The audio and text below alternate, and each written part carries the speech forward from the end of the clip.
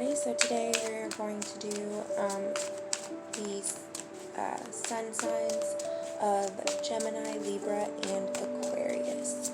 Are there any messages for Gemini, Libra, and my hair got stuck too. Gemini, Libra, and Aquarius. Okay, well, that was 3 cards. Okay. We've got four cards, my bad. We've got Justice, upright. We've got what is that? That's the 9 of Cups, upright. We've got the Ace of Swords, upright. And then we've got the 5 of Cups in reverse. So, ooh, I'm really thirsty all of a sudden.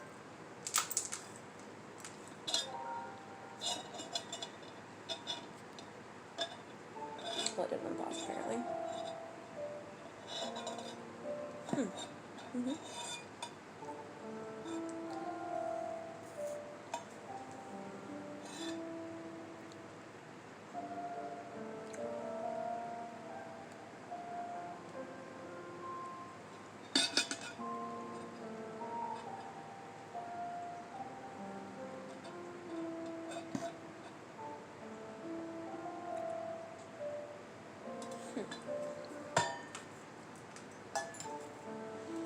Okay, so, my earring. The first thing that I noticed in this particular card is up over here. It's kind of hard to see with the lighting that I have, but I actually thought this part right here, if you see how there's right there above the crown, goes all the way over, I thought it looked like the moon to me, so I thought that was kind of interesting. But, so the Justice card is all about, honestly, what it says. It's balance. It's things being, like, balance being restored. It's the bad things balancing out with the good things. Everybody talks about karma. Well, I just saw 222. Everybody talks about karma, but karma, it's not just, you do bad, bad's going to happen to you. That's not what it is. You do good, good's going to happen to you too.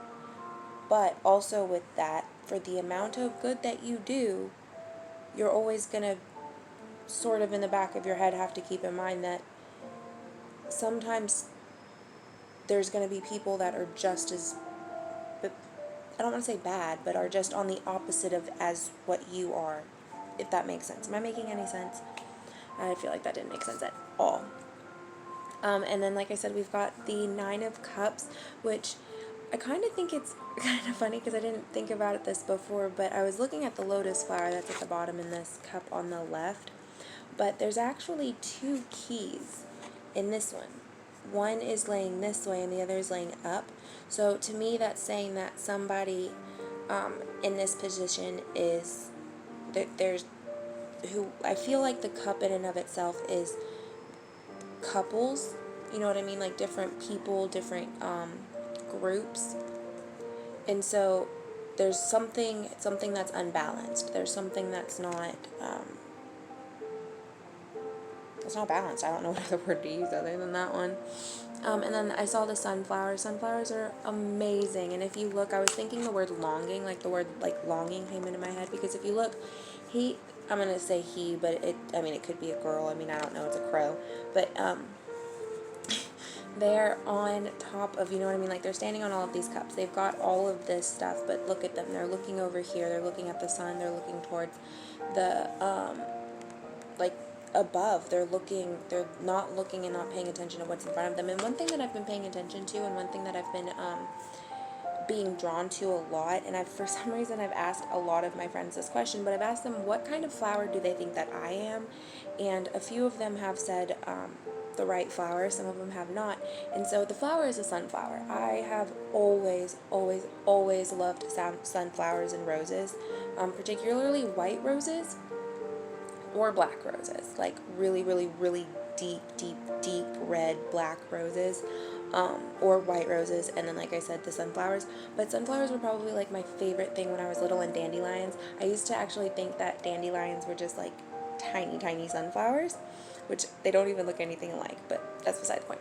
So, and I keep getting brought to this message, especially in the time that we are now, that there is a lack of balance. There has been a lack of balance for a very, very, very long time. I've just all looked at the clock and it was 5:11 on my timer.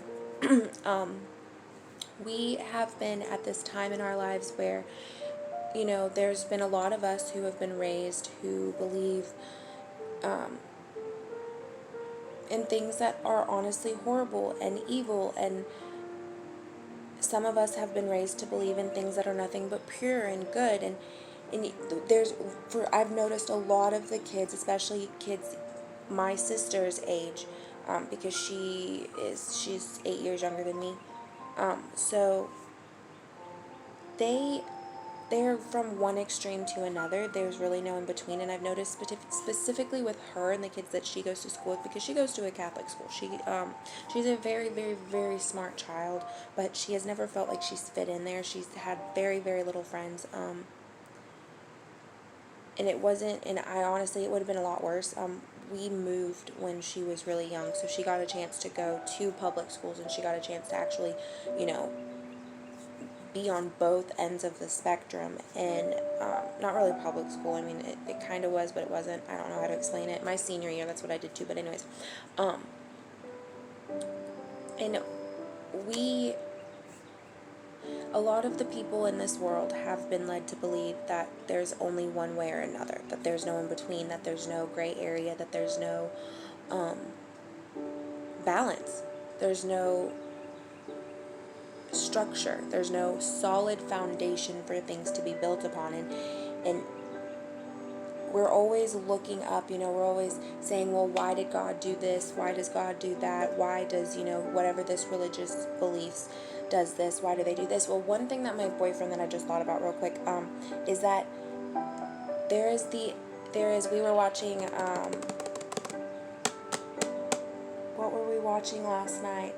Oh, he let me watch City of Angels for the first time. Not that he let me, but I had never seen it before, and we had been talking about it, and we couldn't find it in the store because we didn't want to rent it. And then we happened to look last night, and it was only like $1, and I was like, baby, please, please, please, please, please, can we rent it? And he was like, yeah, of course, that's why I told you to look it up. And I was like, yes. So we got to watch it, and I was like super excited. But one of the lines in there is Nicolas Cage's character Seth, he asks, explain the enduring myth of heaven. Or how can you explain the enduring myth of heaven? Every single religion goes to a higher and a lower place. There is everything in between. Regardless of whatever belief it is, they know that there is a high and there is a low. There is a heaven and there is a hell. There's a beginning and there is an end. They know that. And one thing that people forget is that we went from worshiping God and worshiping the amazing things that He has provided us with to worshiping the things that He has made. You see it all the time. We've got so many celebrities, agreeing and standing by and watching as these people go into other cities and they destroy things and they ruin other people's livelihoods, all in the name of one organization that, to be honest, probably is funded by somebody underhand who probably should be in the lower place. But that's not my place to judge, so I'm not going to. But and I was longing, and that's what we're doing, we're not noticing the things that we have been given and the things that have provided us with everything that we have, everything that we are, and instead we're just constantly always wishing for more. We're asking, why isn't it this way? Why can't I have it that way? I just thought about how, there's a lot of people who still, to this day, despite everything that's happened, despite that, we have seen many, many wars, we have seen many talks and rumors of wars, we've seen all of these environmental calamities and all of these just drastic things and these drastic changes, and we still sit there and only pray to whatever our higher being and our highest belief, and for me that's God. And a lot of people only sit there and pray when they need Him. They don't sit there and they don't listen. They don't take the time to let Him speak to you. They only beg and plead and ask for, protection and all of these things. And those are good things. There's nothing wrong with that. But you also, again, have to have the balance. You have to be able to sit there and listen. And I just realized I have gone on a complete tangent, but obviously not, because this apparently is a channeling reading today.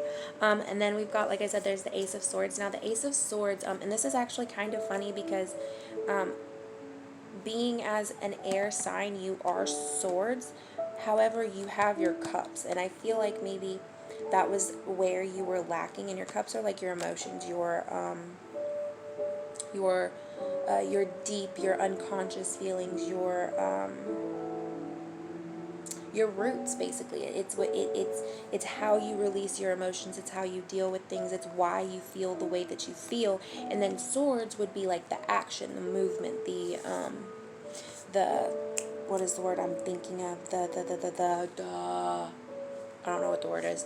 But anyways, and so like you need to have balance, and that's where you're lacking. You don't have that balance. You're focusing more on your feelings and focusing more, and then there's nothing wrong with that. But maybe you need to focus on the action of doing things. I feel like you haven't been focusing on that action.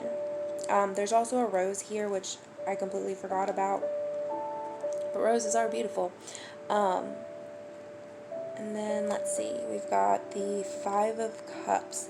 Now, I realize that this is reversed, so if you're looking at it this way, if you notice, again, not paying attention to the things that you have, not seeing the things that are in front of you. So obviously, if it's reversed, and the way that I set it up is I've got the Justice card right here, then I've got, like for me looking at it, okay, so I've got the Justice card here, then there's the Nine of Cups. Underneath that, I had set the Five of Cups, and then the Ace of Swords was over here. So what it is it's telling me that you need to find the balance between wishing and wanting for the things that you want and actually going for it, and also not remembering to not just focus on the things that you don't have. You know what I mean? Like focus on your talents, focus on your abilities, focus on, the people that you have in your life that help bring love into it, and joy and peace. And I saw 12:15. I almost said 2:15, so maybe 2:15 is important for somebody too.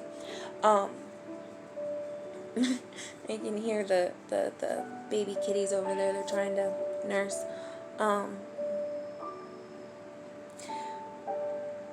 Okay, well, I think that was it. I lost it. I'm already at 12 minutes, and I wanted to make this short, and it didn't really happen. So, there's that. I wish you guys all love and light. I'm going to be moving on to the, let's go with fire signs next. So, if you want to watch it, feel free. Again, I'm really focusing on air signs, but and this is for your sun sign. However, I did notice that, I've been doing some of these things as a Libra. My Libra is rising. That's stuff that I need to focus on. So obviously I needed to focus on my, personally for my own soul's journey, I have to focus on actually executing the things that it is that I want, and going for the things that I believe and that I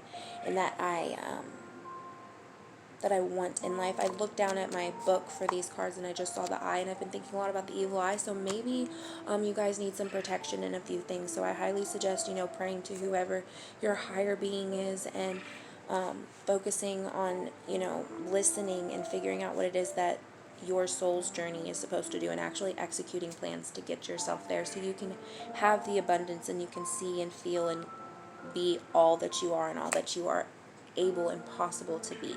Again, I wish you guys all love and light. Have a wonderful evening. Bye.